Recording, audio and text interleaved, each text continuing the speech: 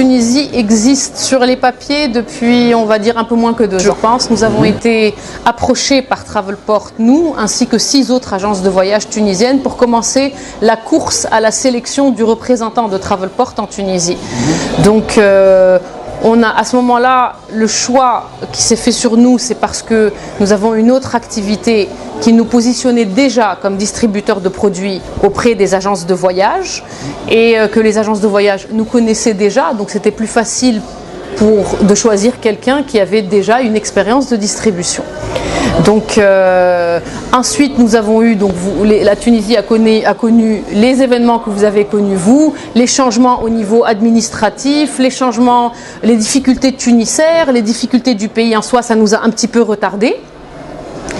Et en fait, là où tout le monde dit que l'environnement est difficile, je pense que cet environnement difficile est très favorable à l'introduction de nouveaux produits à l'agent de voyage.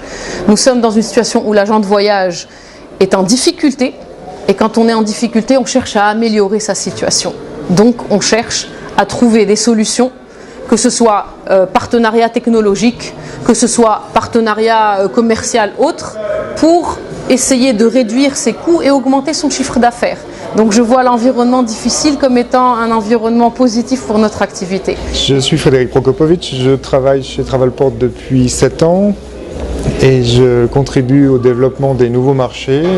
Donc je rentre, je trouve un partenaire sur un nouveau marché et en Tunisie ça fait maintenant 2 ans que je cherche à promouvoir Travelport.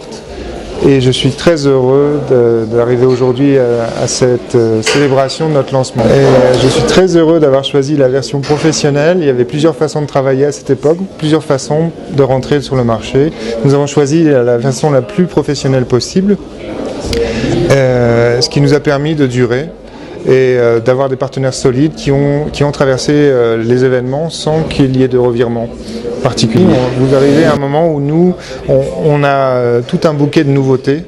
Nous avons revu entièrement nos interfaces de réservation.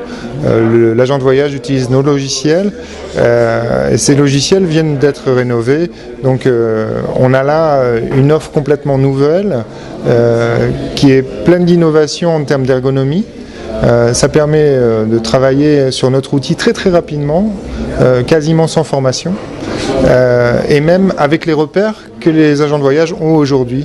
En fait, dans ce marché-là, on est en train de lancer le logiciel Galileo, qui est très bien connu dans la plupart du Moyen-Orient et de l'Afrique et au monde.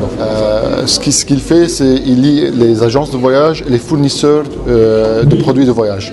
Alors, les fournisseurs de produits de voyage, c'est les compagnies aériennes, les hôtels, les compagnies de réservation de voitures, les trains, la SNCF, etc. Alors, ce qu'on fait, c'est permettre aux fournisseurs de vendre leurs produits globalement.